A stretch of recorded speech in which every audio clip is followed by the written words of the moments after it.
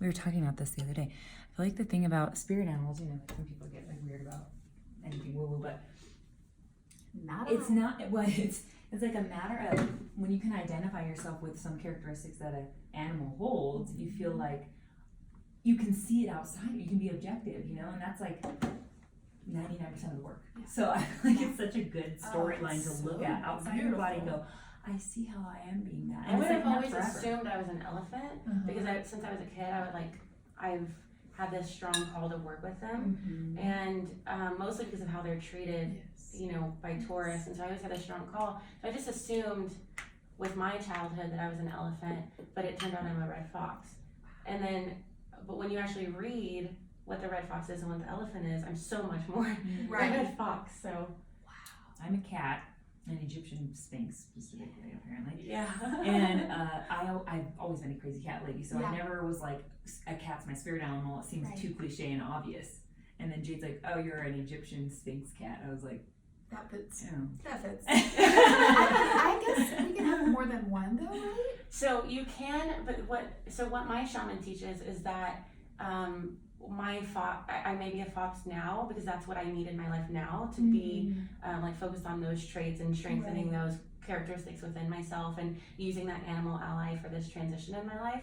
But 10 years from now, I may be an owl, so it's kind of like a totem. Interesting, because I did this 3-day trauma intensive with a shaman, and I thought that I was a narwhal, and she had seen that the day before, before she started working with me. She saw a narwhal for the first time on the screen when someone was telling her about me, to prep her for working with me, and she didn't have the sound on. And she was like, "What is that fish with that long?" And then I got in front of her and had this and told her the story behind it, and so I just assumed.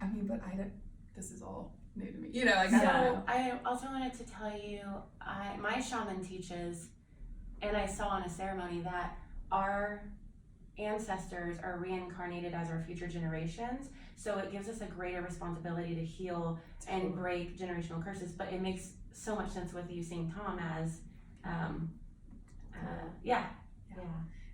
I know who nieces and nephews of mine souls belong to, and weird amazing stuff and who my friends, it makes sense why souls alcoholism carries on until it's actually so.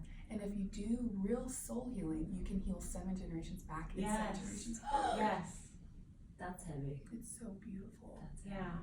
That's a lot of work. I mean, that's heavy. That's a lot of responsibility too. Capable. It's and a privilege. Yeah. Oh, for sure. What an honor. For sure.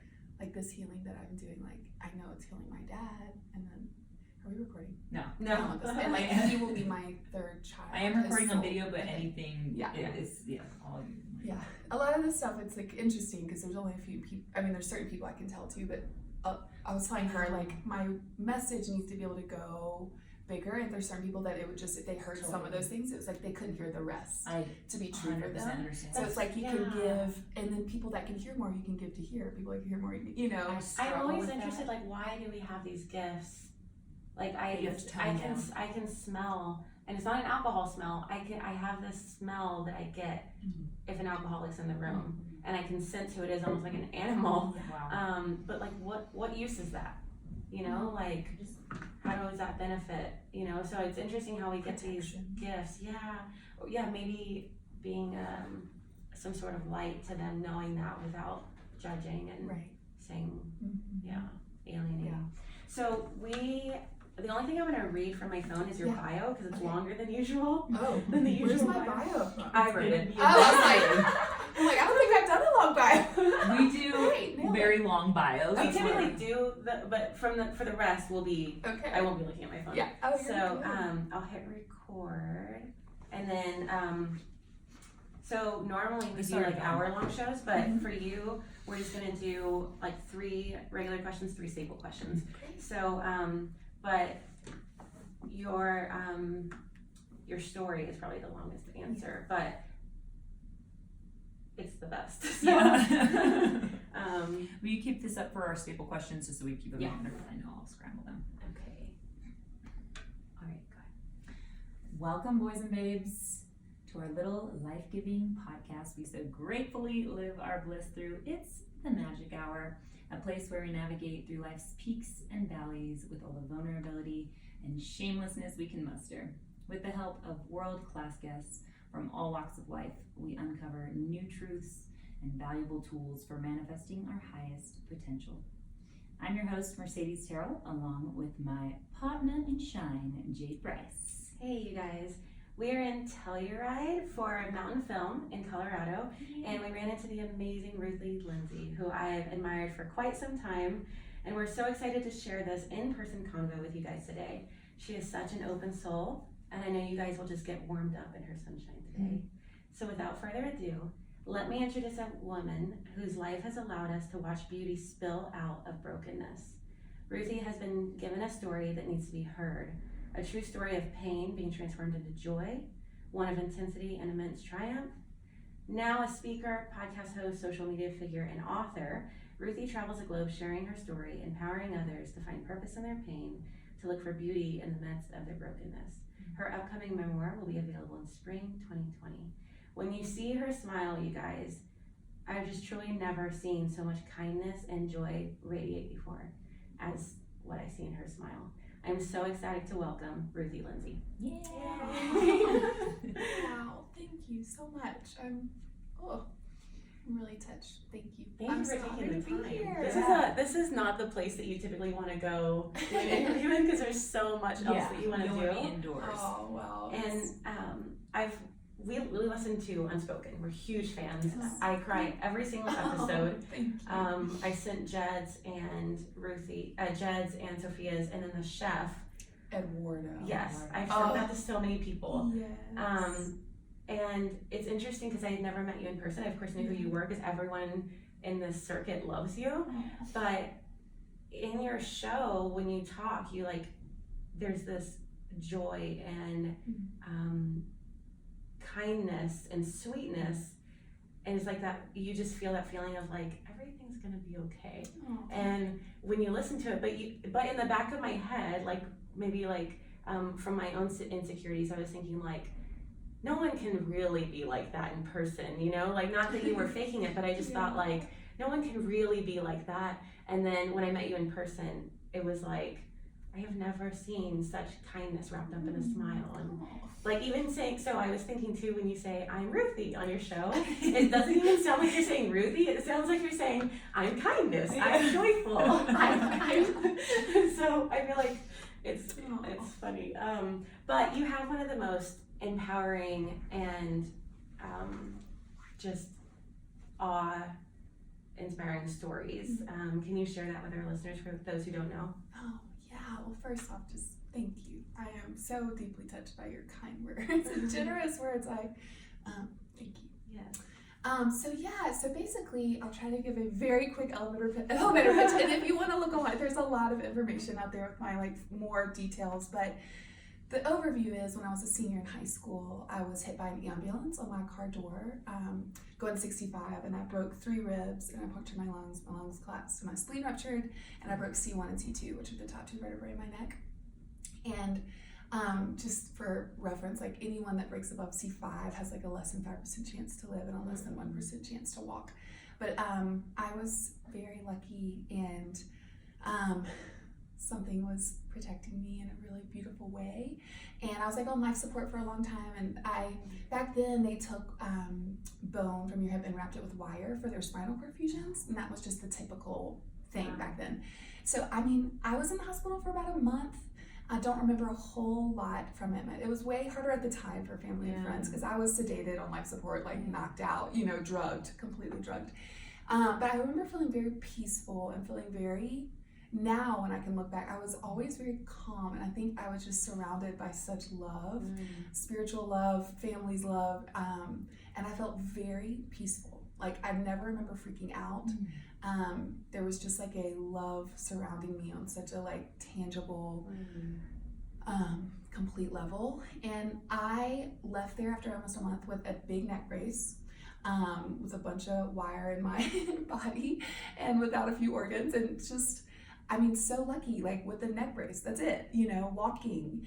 And it happened on my dad's birthday when I was a senior in high school, November 2nd. I went back to school after Christmas, graduated on time, cheered at our last basketball game. Wow. Yeah, no, it was insane. And by looking at me, you would never know any of those things that happened. Right. I my scars are hidden by my hair or my clothes. And at the time I was so young and I was pretty disembodied, and I mean, trauma can do that to you to protect ourselves, right? And so it was almost like when I talked about it, it was in third person, like it had almost had happened to someone else. And it was a cool story, and I love talking, and I'm a storyteller. So it was like I was telling a cool story just about someone else, but I felt very disassociated from what had actually happened.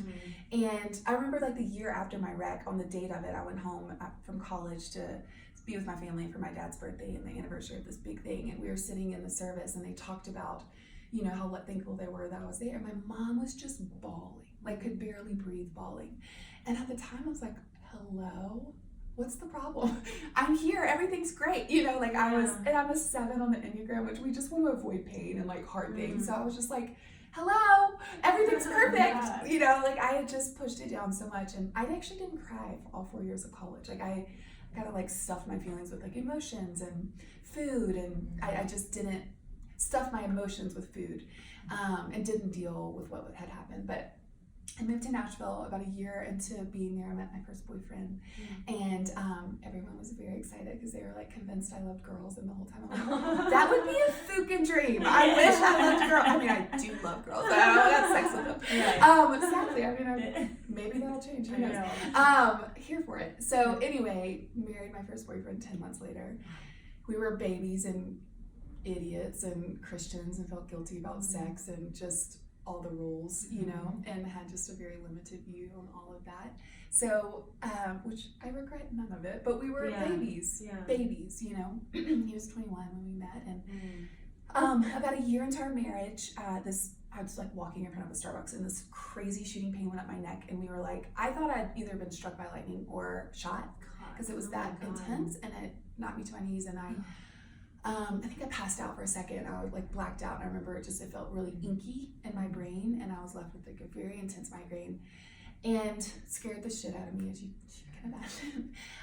And that pain started happening regularly, more and more and more often. Just out of the blue. Out of the blue. Or if I turned my neck a little to the left, or and I couldn't really understand what was causing it.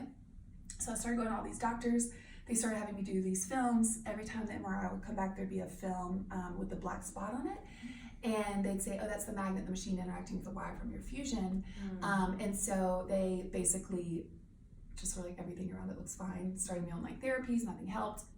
And finally, they ended up putting me on like pretty heavy narcotics because I was debilitated. Like I couldn't function. And it was so scary. I mean, I was terrified, and it started happening more and more often and more consistently, and other pain kind of started rising up more and more, and I was just like, what is happening? This can't be my life. This can't be my life. Which, you know, now there's something so beautiful about being able to go back. And because when I said that, really, that was a very entitled, privileged thing to say. Because when you say that this can't be my life, you're like, but it can be someone else's, you know? And I had no idea that We're too good to suffer. Exactly. I was so wrapped up in my own little perfect entitled world. And so basically that went on for about 5 years. And I saw a ton of doctors. No one ever asked to see what was under the black spot after I got a bunch of different films. And finally, a doctor, after like 4.5, 5 years later, was like, I can't tell you what's happening until I see what's under that. And I'm like, oh, right. Yeah, that's a good idea. Yeah. But I was so disconnected. I didn't ask questions. I just didn't want to deal with it. I wanted to pretend this wasn't my life. And Plus so we think doctors know everything. Exactly. Yeah. And so I got a $50 x-ray, and it showed that one of the wires from the fusion had broken and pierced my brainstem. Oh my God. And they're like, you shouldn't be here, shouldn't be walking, shouldn't be talking, shouldn't be speaking, shouldn't, you know, but if we don't get it out, you won't be walking. Like, this is Right. I didn't know the extent of any of that until, actually, I did Dr. Drew's podcast last summer, and he was like, no, it's not that you should be walking, you should be alive. Wow. This is like the hub of everything. Yeah. And you had a wire pierced through the center of it. So I'm the only person in the world that we know of that's ever had that, and I'm so lucky to be here, but it was so scary. And insurance wouldn't cover surgery that we knew I had to have pretty quickly because it was a pre-existing injury. And so my dad basically was like on his way to come visit me to tell me he would sell our farm so I could have this surgery. And on his way to come visit, he fell down a flight of stairs, which I believe it was connected to his Marfan syndrome, which is connected to your heart. So I think something happened there, which made him collapse down the stairs, and then ultimately brain damage was a big part of it. But he passed away. And as you can imagine, that was like devastating on a level. Did y'all know he had Marfan syndrome? Yes, we did. I have it. My brother has it. Oh, I dated a guy that had it. Yeah. Yeah. Real quick, what is that? I don't know exactly how to describe it, which is so ridiculous, but it's something it's connected to, it's so ridiculous that I don't know.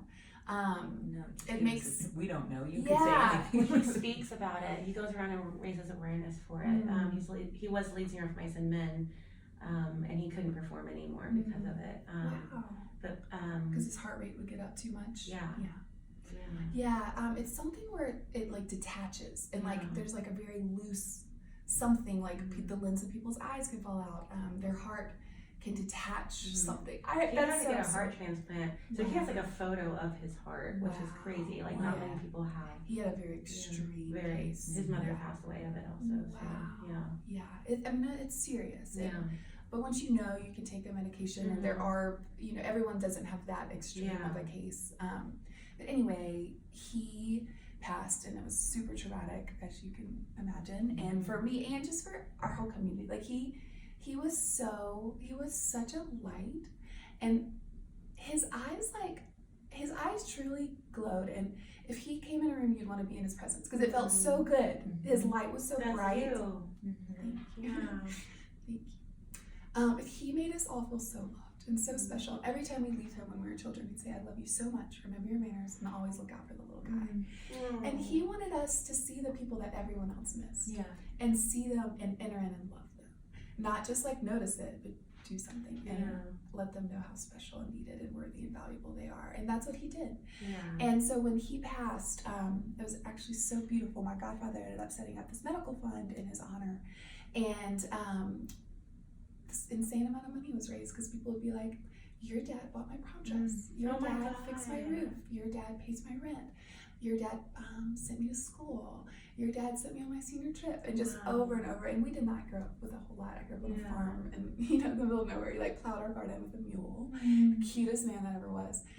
Just so generous and so loving, and lived out of that abundance, and knew that there was always more for everyone and for him. And he taught us that, and I watched my brothers live like that, and their kids live like that, and it's just such a beautiful legacy that he has left in such a profound way.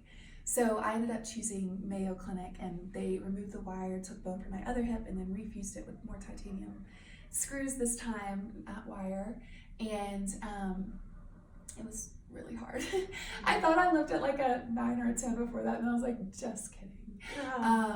It was really hard, and it was it's interesting now looking back, because it's so interesting how we put so much value on external things to fix us. And I thought, this is my one chance to not have pain anymore. And the doctors were like, "We hope it'll help you, but you're not gonna be walking or speaking, or, if we don't get this out." And so I kind of placed all my hope on this one thing to make my pain better. And nothing externally can ever fix us.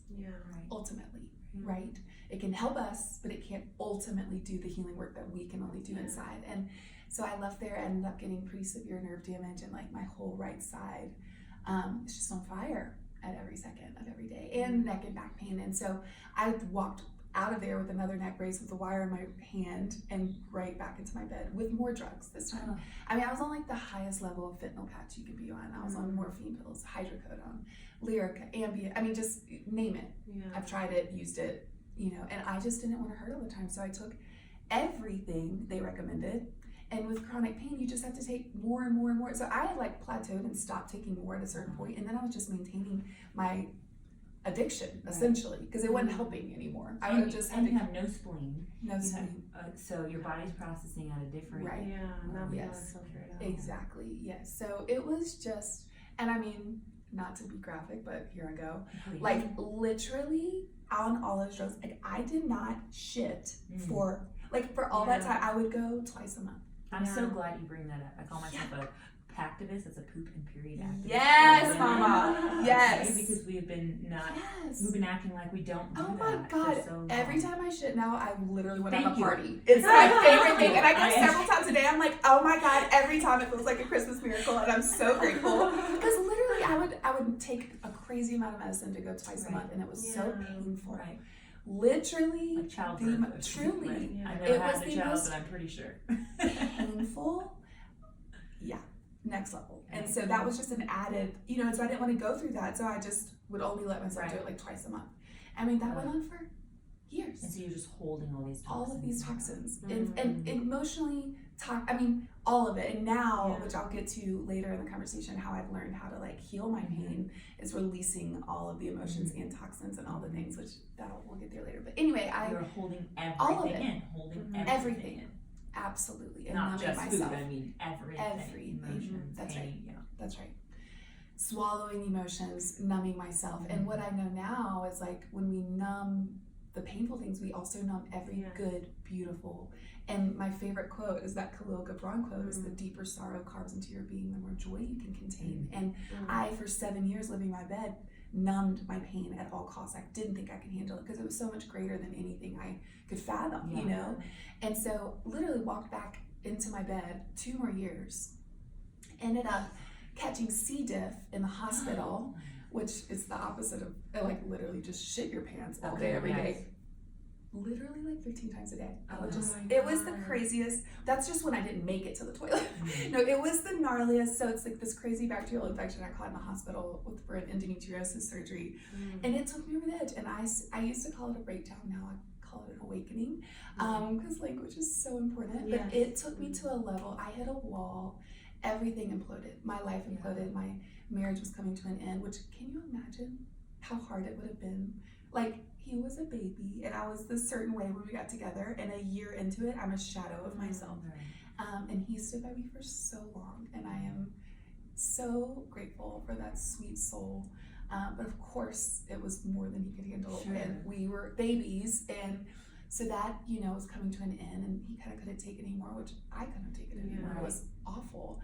And I stopped sleeping, and I was so ill, ended up in the emergency room with C. diff, couldn't take care of myself. So finally, I called my family, and they came and got me and brought me home. And that was the most shame I've ever felt in my whole life. Because I'd always been this like really good kid, and, kind of like just loved by everyone and looked up to, and here I was like, I couldn't function. I couldn't take care of myself. I couldn't hear what people, when you don't sleep for 20 something days, you go actually crazy. Like I couldn't hear what people, I was a shell with these big eyes, just staring at people. I couldn't hear them. I couldn't process anything they were saying. And I would lay awake all night just having panic attacks because I wanted to die. And death sounded like the greatest respite I could ever imagine, because I knew that there was something out there that loved us so much that the in-between would have been so much more peaceful. And in that limited view of like not understanding how much hope there was in my life at the time, I just wanted to be there because I felt like such a burden. And I was so ashamed of myself. And I just kept thinking like, if my dad could see me, he's so ashamed of me. I mean, so many lies that I believed in my pain body. I had so many stories that I believed as truth living out of this pain body. Because I was so disconnected to my truth and my soul and my truest north, which is all of our souls, which is so good and so loved and so pure and innocent and good. And I just believed all the stories about through this lens of pain and suffering. And I would think about my friend Laura, who was killed by a drunk driver when we were in college, and she was the brightest light I'd ever known. It was the first woman I'd ever felt jealous of, because I wanted to be that way and I didn't know how to do it, because she loved out of such abundance, and at the time I loved because I needed their love back. So I needed to be needed. I needed their affirmation. I needed them to think I was a certain way, and I didn't understand how she did it from such a place of pure abundance, and I was jealous. And people would say we were just alike. I'm like, no, we're not. I know why you think so, but I knew we weren't. And now I know she's like a member of my soul family, and she's actually one of my guides and is with me at all times. But at the time, I would lay awake all night, just thinking of her and being like, she should be here, not me. She'd be changing the world, and I am just taking. And I just felt blanketed in shame. And my family, as you can imagine, were terrified. It was really traumatizing for them. I mean, traumatizing. And they were gonna send me away to get help, and that scared me so much, mostly because I was scared of what people would think. That the next day I started weaning myself off all the drugs. Truly, fear worked for me. Like literally, it was just this utter fear of what people would think and know. And it got me, I'm grateful for it, because the next day I started weaning off the drugs, and it took me about 4 months, and it was really hard, but it was also one of the most beautiful. And that's when I saw that Khalil Gibran quote for the first time on a blog. And I remember thinking, that's gonna be my story. Like, I'm gonna get to experience joy on the craziest soul level because of the level of this pain. And I remember I made this list of all the things that I'd love to do. I mean, I had to relearn how to live. My first list was like 8 a.m., get out of bed, put your feet on the ground, make the bed, and you can't get back in it until it's dark. And I would watch my nieces and nephews. I'm like, what do people do all day? I had been living in my bed for 7 years. I had to relearn how to live and how to function. And I was like, what the fuck am I supposed to do all day? Like, what do people do? Because I couldn't think I just felt so numb and dead inside, and I couldn't imagine anything. And I didn't do anything that would cause my pain to be worse all those 7 years. So I did nothing, because everything made my pain worse. So I literally did nothing. So the first 2 weeks, it was just like going through my list, like breakfast, scratch it off. Brush your teeth, scratch it off. Like basic. And I was just trying, it was kind of survival mode at the beginning. And then a few weeks in, I think it was just like my higher self started emerging when it wasn't numbed by all these drugs, and something in me told me to make a list of all the things I'd love to do before I had pain, because I hadn't done any of those things. And so I made this list. I was like, you love flowers. I'm like, I don't give a shit about flowers. I wrote it down, and I wrote, you love sunsets. I'm like, okay, but I hadn't watched a sunset in like, I don't know how many years. I put, you love people. And I remember like genuinely laughing this maniacal laugh, because I was like, I don't give a fuck about people. But I was like, oh, you did.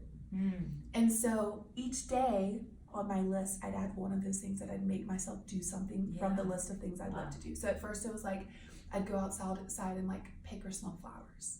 And then some days I would sit out, it was like sunset day, and I would like sit and watch the sunset, and I'd say the things I saw, not feeling anything, but I would like speak it. And I think my higher soul knew that our actions had to come first before the emotions. And I somehow, I don't know, and I don't know if I even consciously thought that. Emotion before emotion. Exactly, that's it. And I knew that I had to do this, and I just kept hoping and praying that eventually the emotion that I used to feel would come.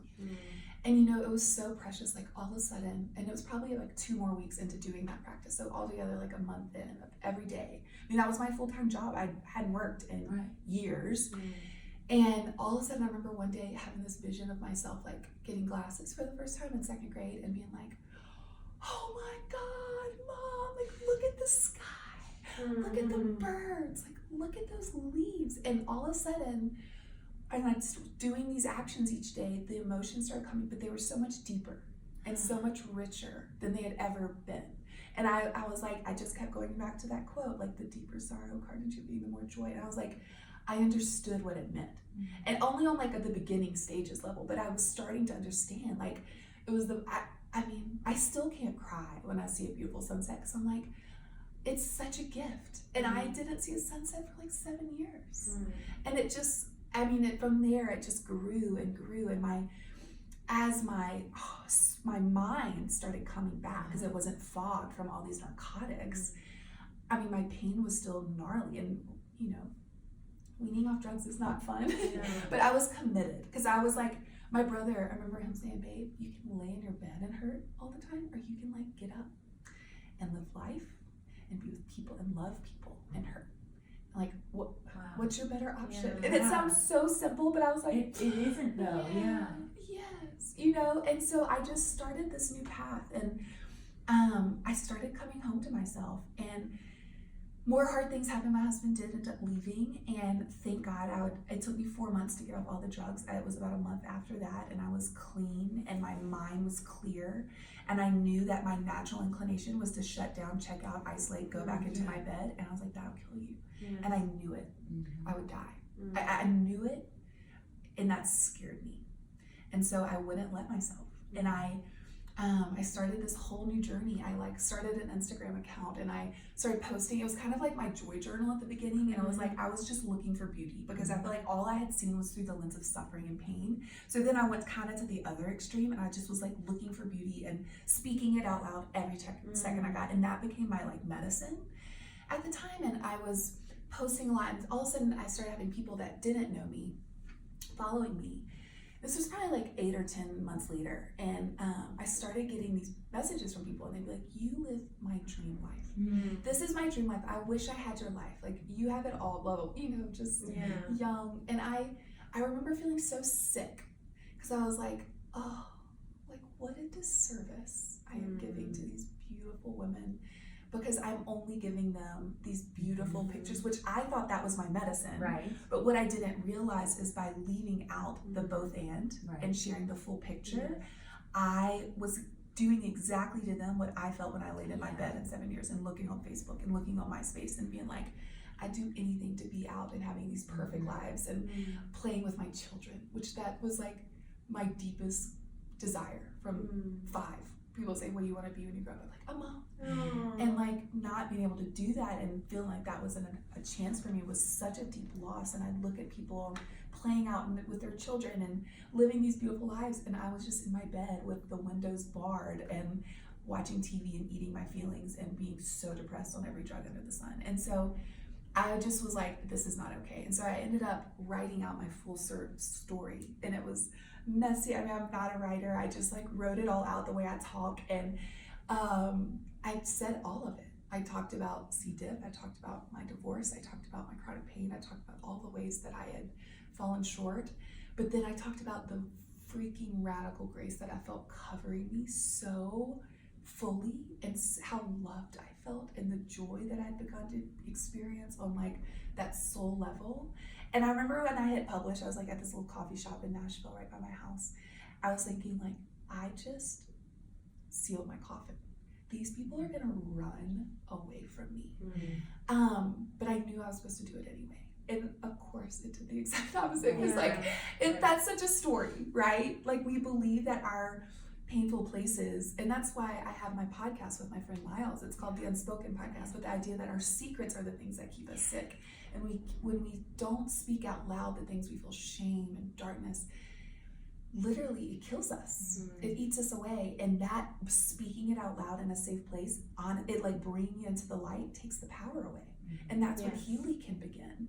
And so I spoke it out loud, and people are so longing for connection and to not feel alone. And that's why the Me Too movement was the most powerful and needed, because those are the most powerful 2 words you could ever hear. It's you too. You feel this way and have felt hopeless and felt like your life was over and you wanted to die and thought that the world would be better.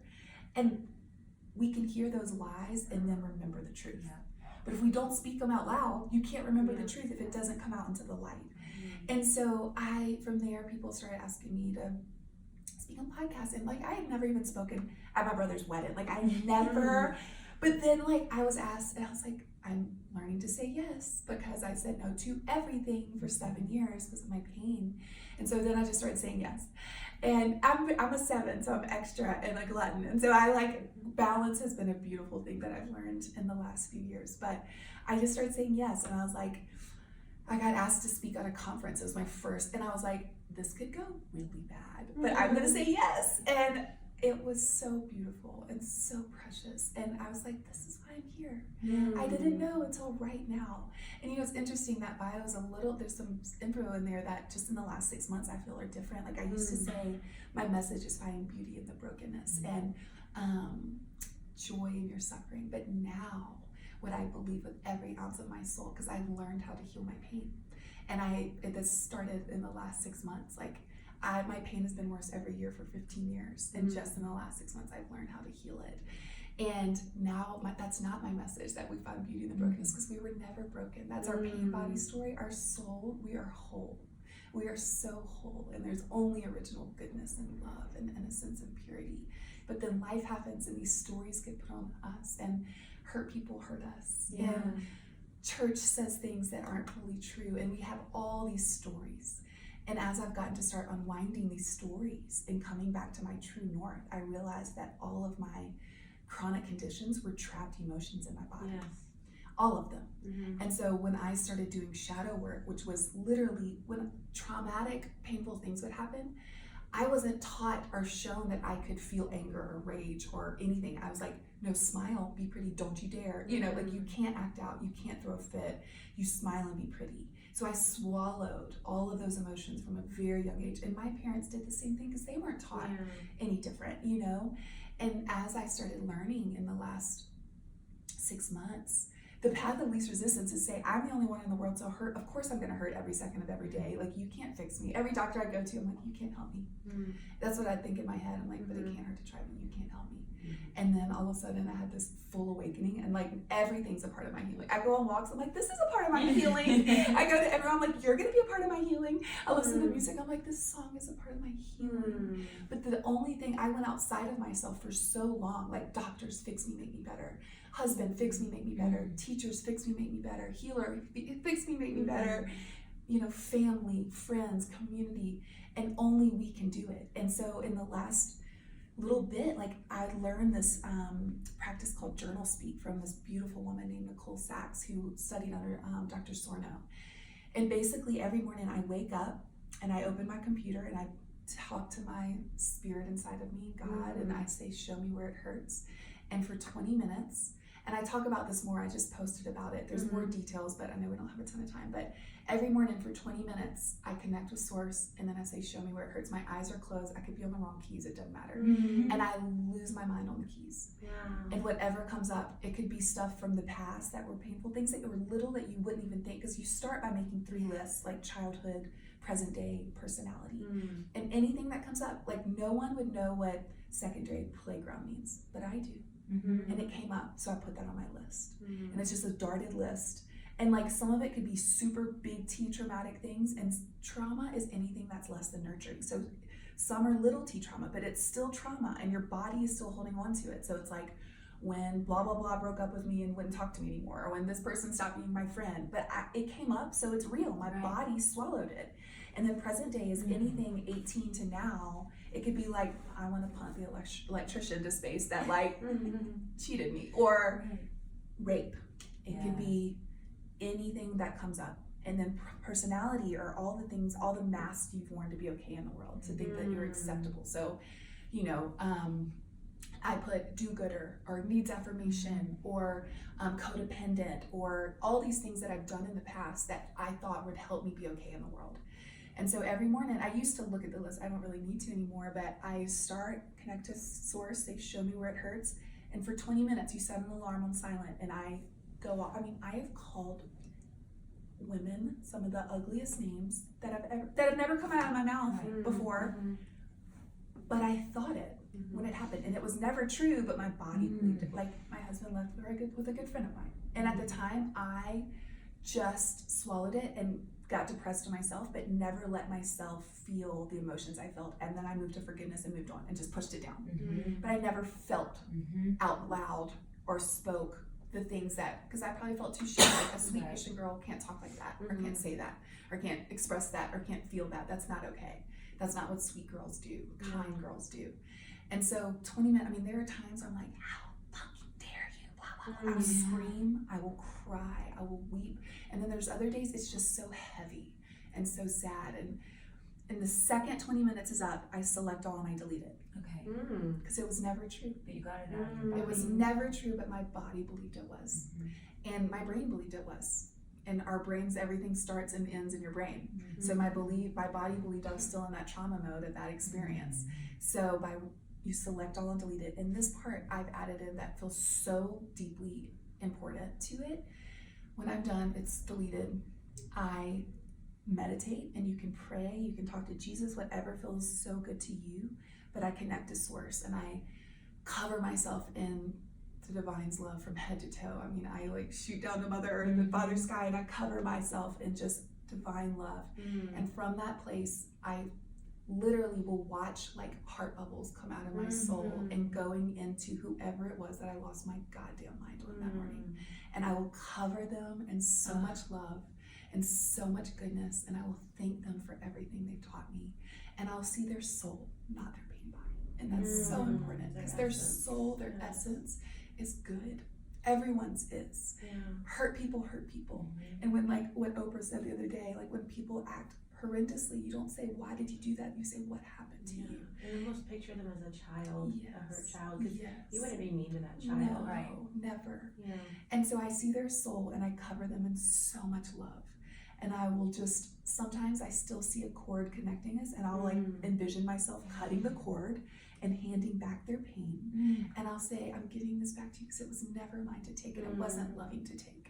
When we take people's pain, we think that's loving and we're helping them. It's actually not. They atrophy and never learn to heal themselves.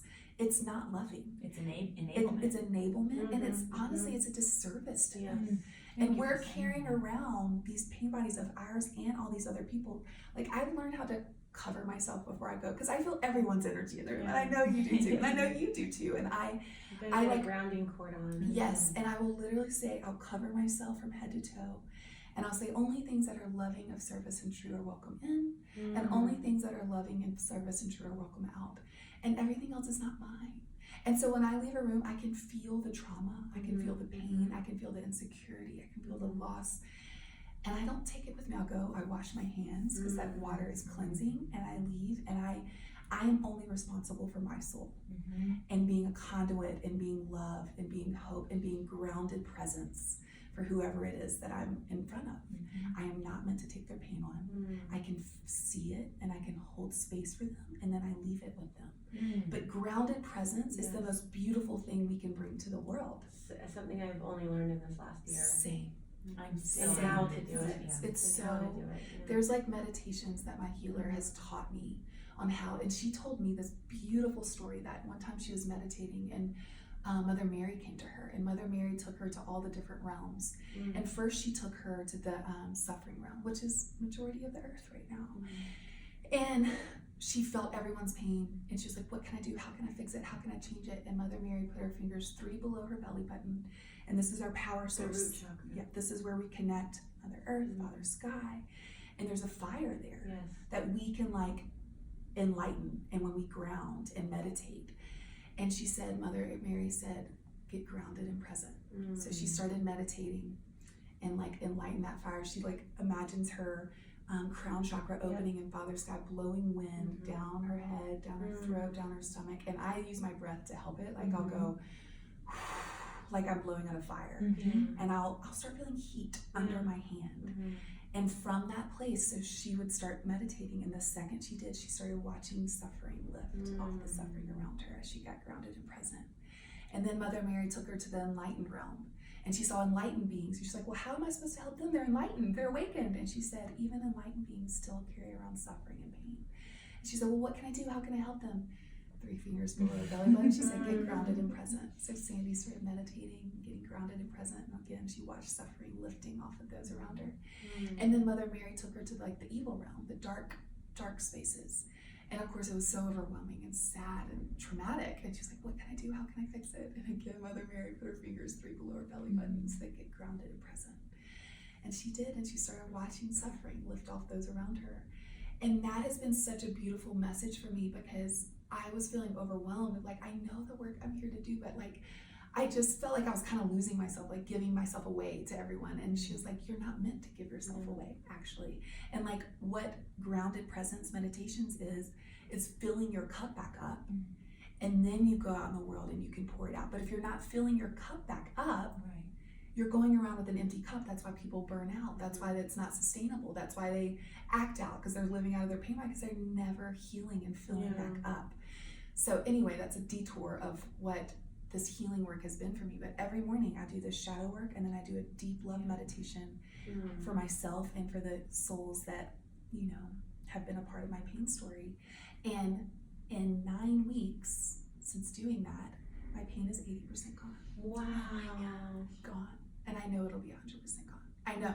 Like, and I know that that's the message I'm here to bring to the world. It's like, no, it's not just finding beauty in brokenness. You're not broken.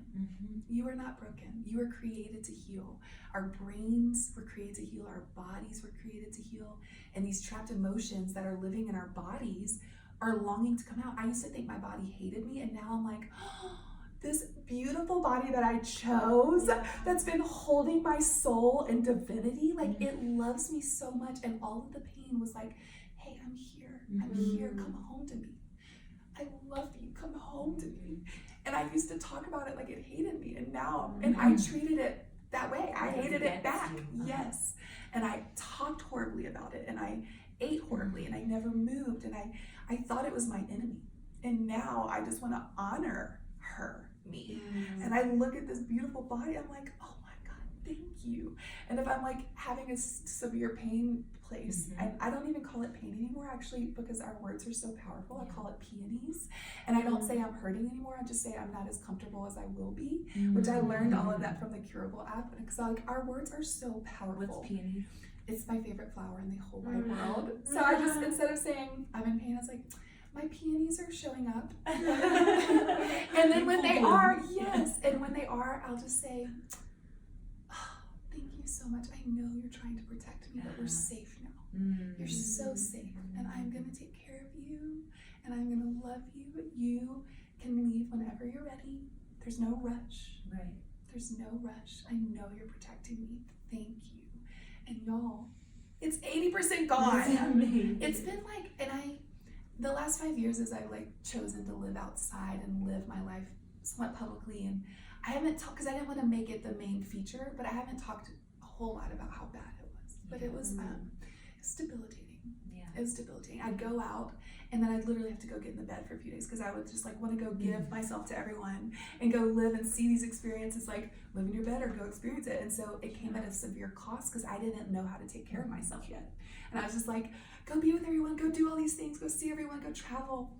And it's so interesting because the more healing work I've been doing, what I realized is my drug went from narcotics to my next drug became the love and affirmation of everyone around me. Because and it was still connected to my pain story, because it went from, I got at validation when people, and like I found so much value in their sympathy when I was living in my bed, and some sick part of my brain, it justified me not being a good wife or husband or friend or not working and just living in my bed. And then when I moved to living outside and outside of my bed, people would say, what do you do for a living? And literally I'd say, I'm a speaker. What do you speak about? I share my story. What's your story? And in 4 minutes, I could have them be like, you're so amazing. And I found a lot of value and worth and identity in that. And it became my new drug that I didn't know was my drug. But it came because I was still going outside of myself to feel worthy and validation. And so this last year of healing, when I had to write this book, which I'm just finishing, that's what I did all morning was my final edits. It was so painful. And that's what brought me to healing, because I had to put my neck brace back on. I had to bury my daddy again. I had to go through my divorce again. I had to go through betrayal again, and all these things that were so painful. And last year was the dark night of the soul, because I had just pushed it away and just jumped to trying to help other people instead of actually experiencing it and dealing with it, which it didn't go away. You've heard the body keeps the score. It does. It was just swallowed and in my body. So I was living it was truly the dark night of the soul. It was like, I felt like I had this blanket of shame and black darkness carrying around with me everywhere I went. And I was like, I couldn't get up again. I'm like, how am I going to do the work I know I'm here to do when I can barely breathe? I'm in so much pain, which I didn't know was so much emotional pain. And so it took me on this healing journey that's happened in the last 6 months that has cracked open my world in a way that's unwound these stories and reconnected me to my truth, to my true north that is inside of all of us, and seeing it inside of everyone else too. Like when you start learning that about yourself, people, like we're taught in the church, the flesh is evil, and don't be selfish, don't think about yourself. That's the least loving thing you can do. Like we're meant to be these embodied, beautiful souls that love ourselves so fully. And now that I've fallen in love with who I was always created to be, I can walk out the front door and be love to everyone I encounter, because I know they are that too. So like every in-between moment is a miracle. Like like this woman that I buy Topo Chico from. Every interaction with her feels like a miracle because she is this bright, she barely speaks English, and every encounter is the sweetest, purest, because I see God in her. And everyone has that. And it's like when you start living that way, not in the moments when people see you, but in all those in-between moments where no one sees, and living out of that abundance and knowing that there's so much love for you. You don't have to hoard your time or your money or your energy or your thoughts or your knowledge, because we are just fountains. There's always more for us. And when you start living out of that abundance now, people think, well, once I have more money, then I'll be generous. No, you be generous now. Live out of that abundance now, because when you live out of lack, you'll live there forever. But like, it's changed everything. Abundance has been like the theme of my last month, and there was here on a shop and Telluride, there was a little like piece of wood, and I was like, oh, what is that? And I picked it up, and on the other side there was the word abundance. So it was so beautiful, and then you keep saying that. But Ruthie, you're such a light, and it's so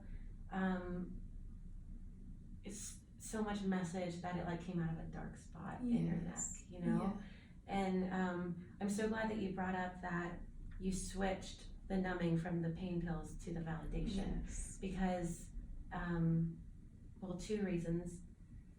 My last 5 years have been very painful, and now that my relationship has ended and I'm transitioning into a single mom, I've noticed that even though I took a break from smoking, drinking, went celibate, all this stuff for 6 months now so that I would feel all the pain, I noticed the validation of, you're so strong, you're a single mother, you're doing this all by yourself, it helps me like numb that pain. So that gave me a really good message there. But also for our listeners, may not have gone through all this physical pain, but all the anxiety and the depression that makes you want to stay in your bed and makes you want to numb yourself through social media or through disassociation or through smoking, maybe abusing that, whatever way they are. That's right.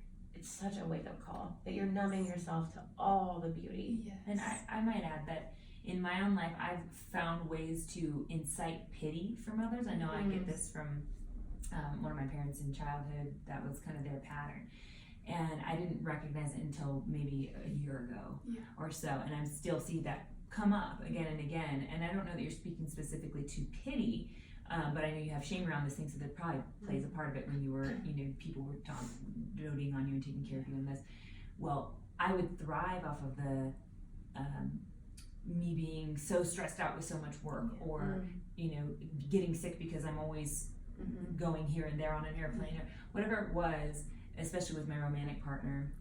Where that was where I asked them to try to take care of me, but it was again externalizing, and in a sense, all I wanted was for me to take care of me, but I wasn't slowing down to do that. I thought by doing all this outside stuff, it would cause this pity that was my addiction. So all those things you just said are, I mean, incredibly awakening. I don't even know where to go from here. And I think you still have a piece of your story to relate, because I can feel it. And I know gratitude is where we land. That was exactly what I was about to say. That has been key. And that's gratitude.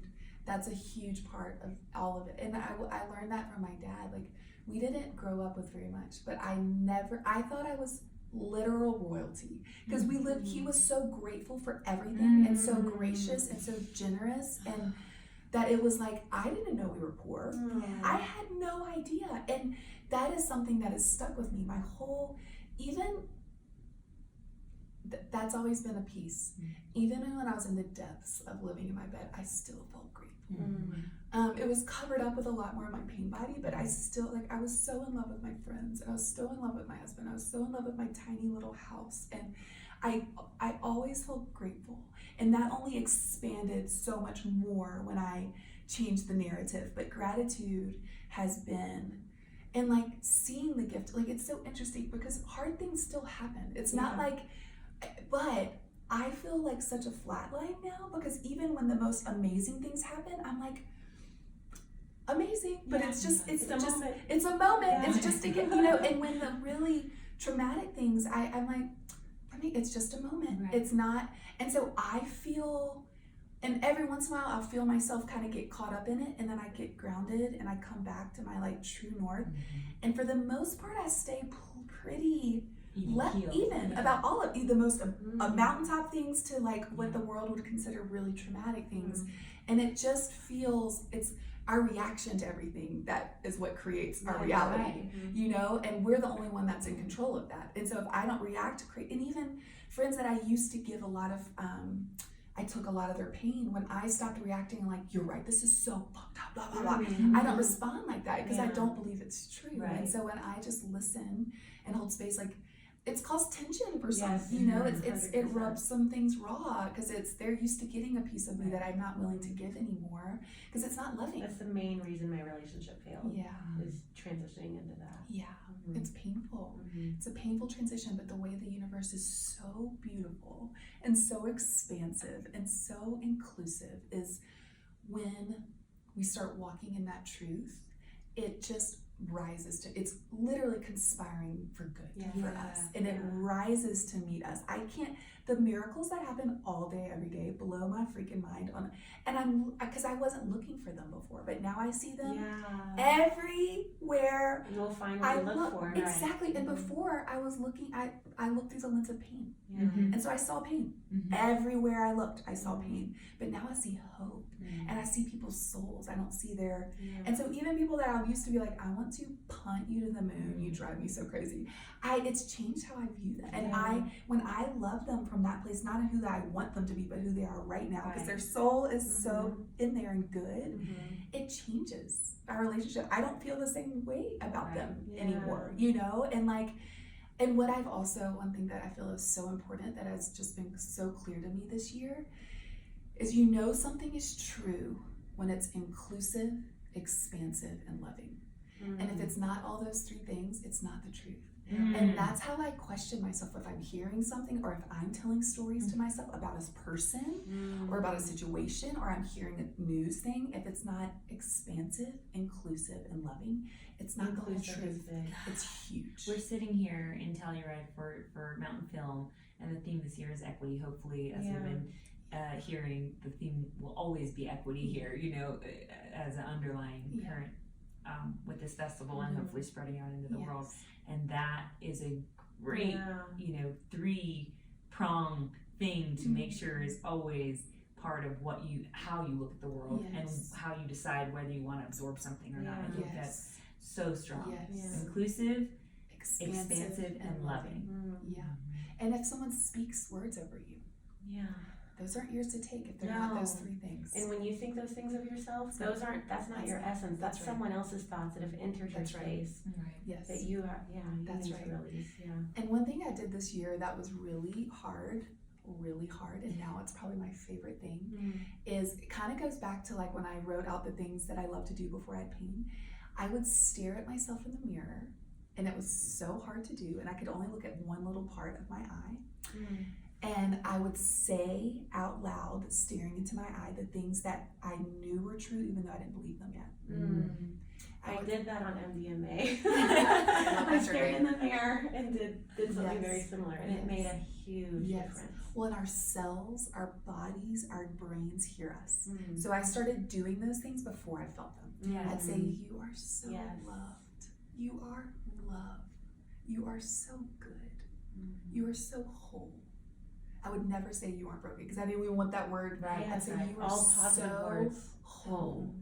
And you know, it was a really big shifting moment. I realized that the way I would look at myself in the mirror was critical.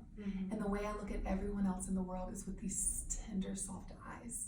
And I started making myself do that for myself. I would start looking at, I'm like, how would you be looking at Jordan right now? That's what Tom said to me. Like, sometimes I'll say something, and he was like, Jade, if you saw yourself as your 5-year-old self who was going through all the stuff that's created these thoughts in you now, would you say that to that child? So like, also remembering how we see other people, maybe we need to see them as a hurt child, also remembering that for ourselves. That's us. That's right.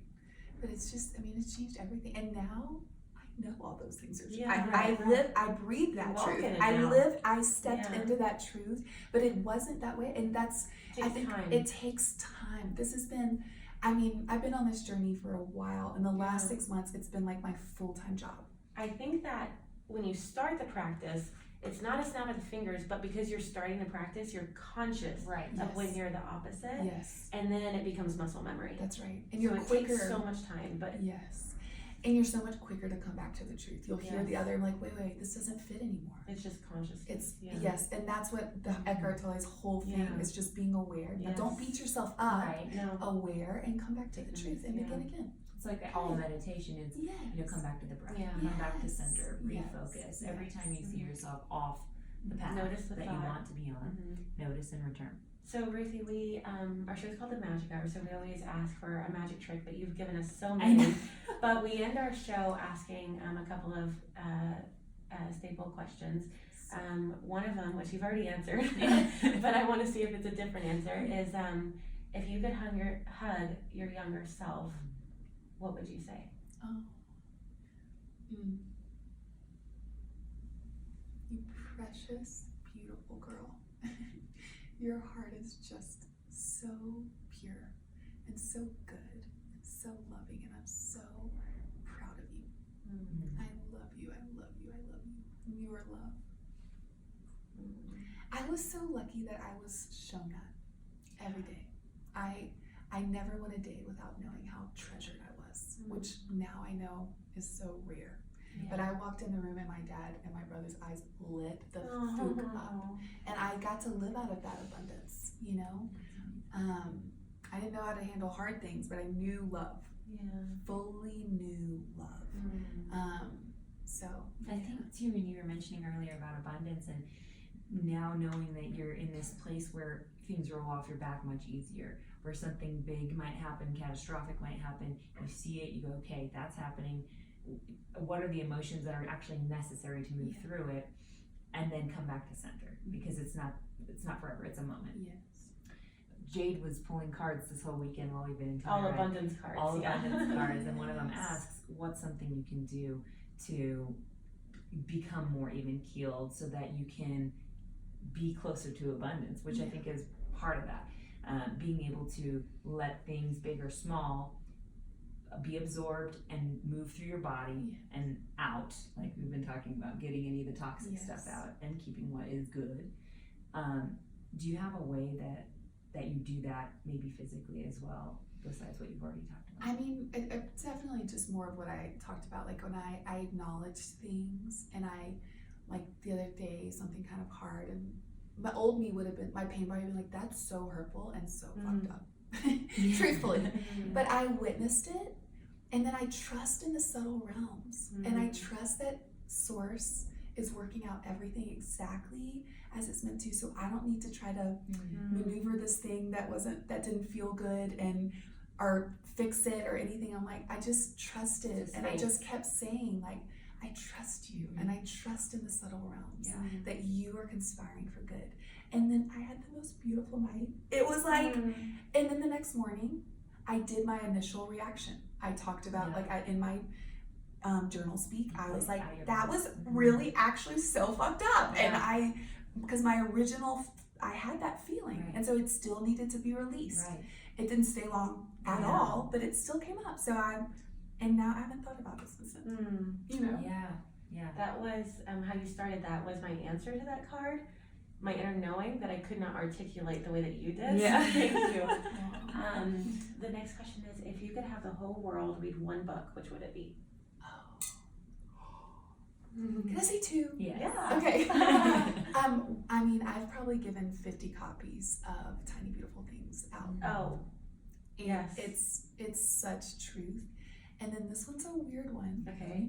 But it's called Journey of Souls. I haven't heard that one. And I was told by 3 different people to read it, and it's the ugliest cover I've ever seen in my life, which I'm aesthetic, all the things. I'm like, what the fook is this? But by the 3rd person, 2 not knowing me, 1 being a friend, 2 not knowing me, telling me to read, I'm like, okay, things when they come in 3s, listen. And so I read this book, and people in hypnotism these doctors realize it's all case studies that people were able to tap into past lives and the life between lives. I'm about to get really weird, So but it's also true. Someone recommended Many Souls, Many I've Masters. read that too, and it's great, but this one's better. And Okay. you, before we got on air, you were talking about a little bit of this, so I'm so glad you're bringing this into this. And in it, basically, this man records all of these case studies, and I've actually since done it. But what I thought was the most beautiful thing of all of it is every case study, people could be from China, North America, South America, Asia. I already said China. You get the point. Africa. Every single soul said the same thing about the life between lives. And it's the most inclusive, expansive, loving thing you could ever freaking imagine. And you know, when I didn't, so I think we come back and we forget. And so awakening is like kind of remembering and coming back to the truth. And it's like every part of my soul knew it was true, even though in this life I'd never heard anything about any of these things. I'm like, the fuck are these people talking about? Like literally a year ago, if I'd heard me speaking, I'm like, I'm about to punch. She has lost her goddamn mind. I was like, I'm about to punt her to the moon. And now I'm like charging my crystals outside and like inserting my yoni egg and doing all the weird shit. I get weirder by the minute, and I've never felt more me in all my life. And it's like, you know, all of this stuff is not for everyone. You take on what fits for you. Your soul knows.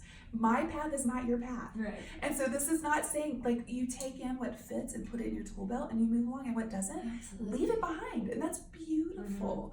But it's just staying curious. And that's been a gift that, like, I was given from my dad, and Jed has brought that more out in me. But I've always been, like, this is kind of actually interesting, but I feel now, after I've done this healing work, younger than I've ever been, but also more ancient. And I've done these like staring meditations with two of my best friends, and both of them, within a week, told me they watched me you just stare in someone's eye, which is the window to the soul. So it's so powerful if you haven't done it before. At first it's a little awkward, and then it's my most favorite thing in the whole world. And they both saw me get really young and see what I looked like, and then see me get really ancient. And saw what I look like. And they both said it. And I've been saying that. I feel younger than I've ever been and older. And my girlfriend Christine, who is the wisest old owl, who is ancient in all the ways, told me that my right eye is my curious side. And my curious side. And that's where I'm like looking and seeking and childlike. And my left side, my feminine side, is the more ancient, wise, old. And my eyes... And where my eyes come together is I'm the mixture of both. And it was so interesting because I've been saying, I was like, I feel light as a feather, like as young as I've ever been, but this ancient oak with like roots. And I was telling that to my girlfriend, and she goes, what side is your tattoos on? I have a feather on my right side, the childlike side, and I have an oak tree on my left. And I've had those for 5 years. What? My soul did that subconsciously, and I didn't even know. Oh my God. Is that not the coolest? I'm like, okay. And I'm gonna tell you one more weird thing. I know, we love But it. it's crazy and true. I just realized in the last, it's probably been a month and a half now, that I actually died in my car wreck. And I chose to come back to do the work that I'm about to do. That's for everyone. And it's interesting, I was talking with an astrologer that I knew I was supposed to talk to like a week and a half ago. And she was doing my original chart, and a lot of it just didn't fit. I was like, some of this used to, but it just doesn't anymore. And she goes, well, you told me you realized you just died and came back. You just realized it. Do you want to give me that date, time, and place? And I was like, well, yes, I do. And it's my dad's birthday, who I'm so much alike. And she gives me that. She goes, but I did a meditation this morning, and I believe there's a third chart. And it's called a composite chart. And we do it sometimes for couples where we mix the two together. And in my meditation, that's what I was shown. It's exactly who I am. Wow. The composite chart, which is the mixture of the two. So you're two different I'm people. so glad that you're just diving into all of these things that are weird. It's so freaking weird, but it's also the truest thing I've ever done. Right. And some of the things that I do, I'm like, if I would have thought, you'd be doing this. Oh my God.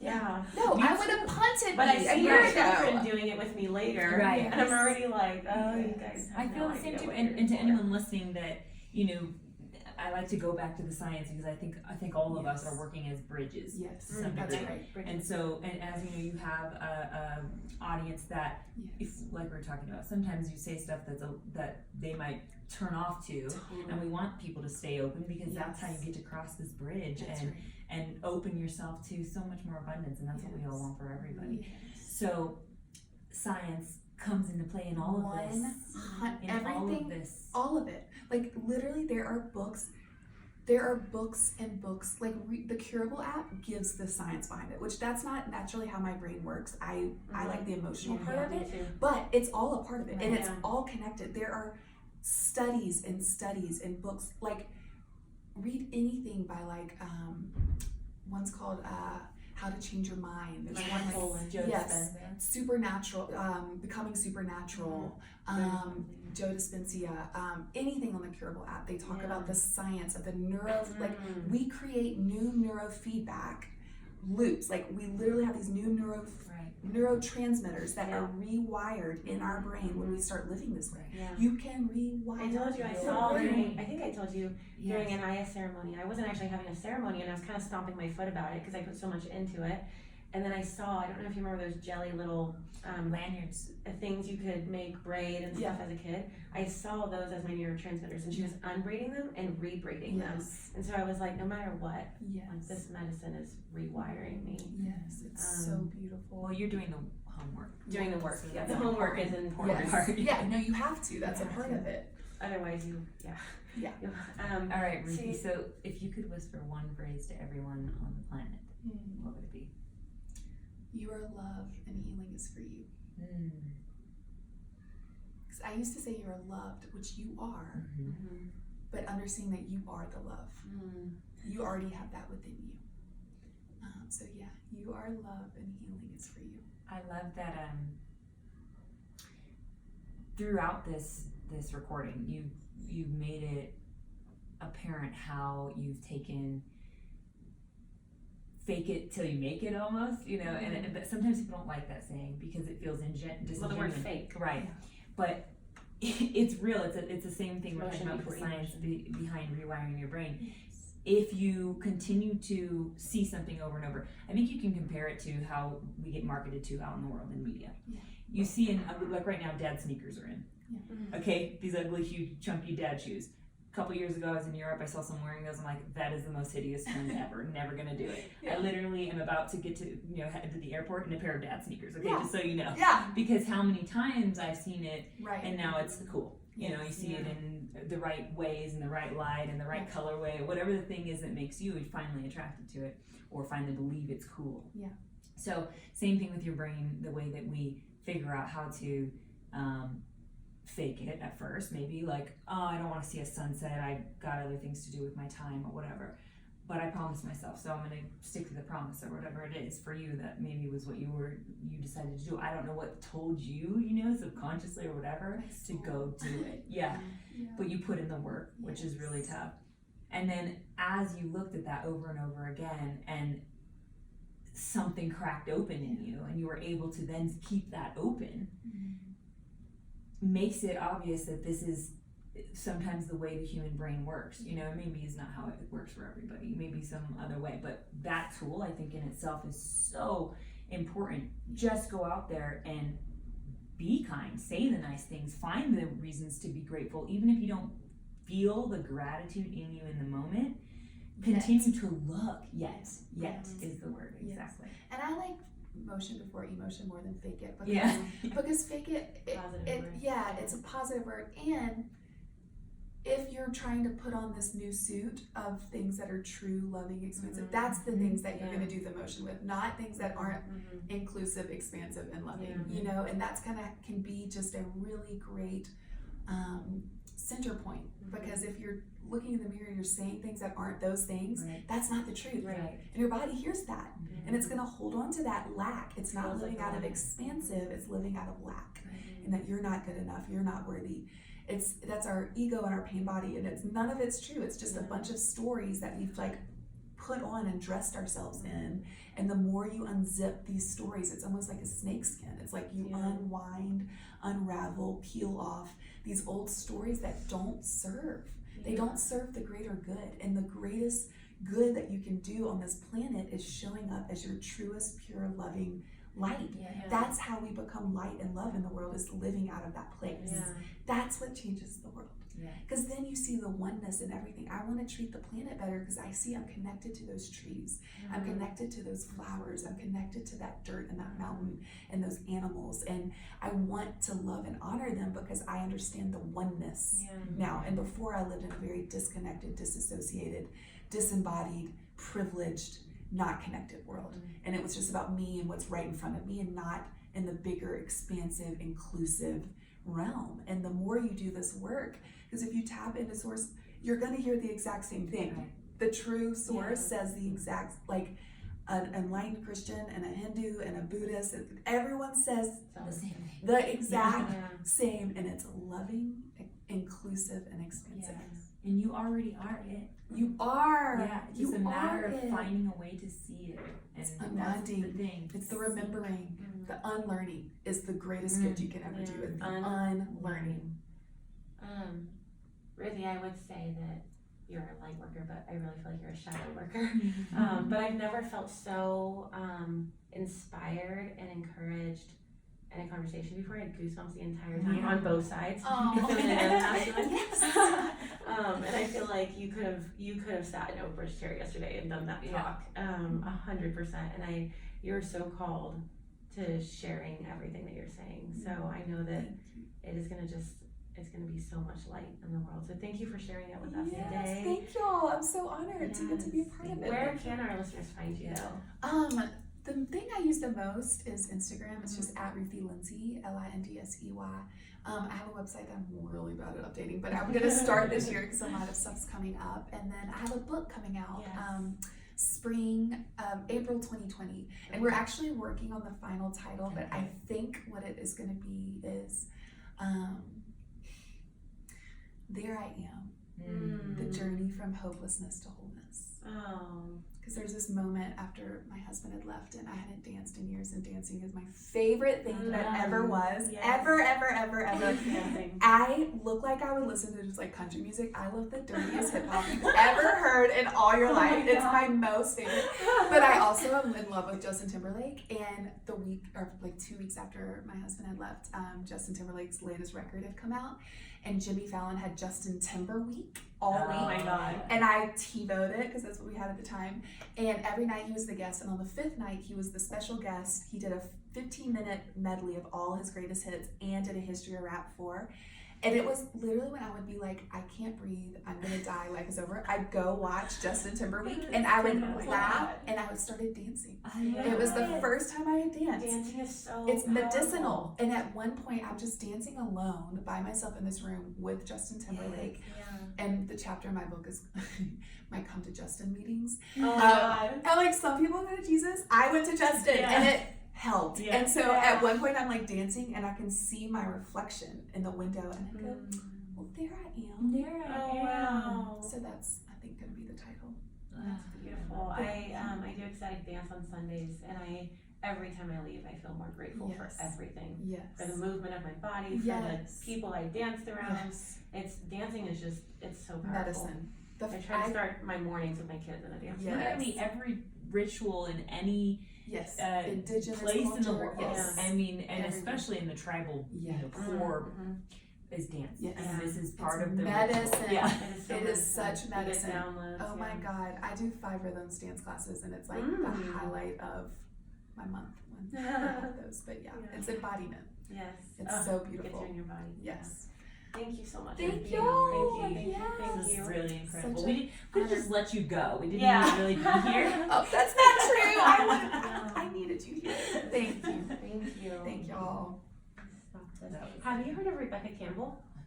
That sounds familiar. She wrote Light is the New Black and Rise, Sister Rise. Oh, they're so good. And the thing is,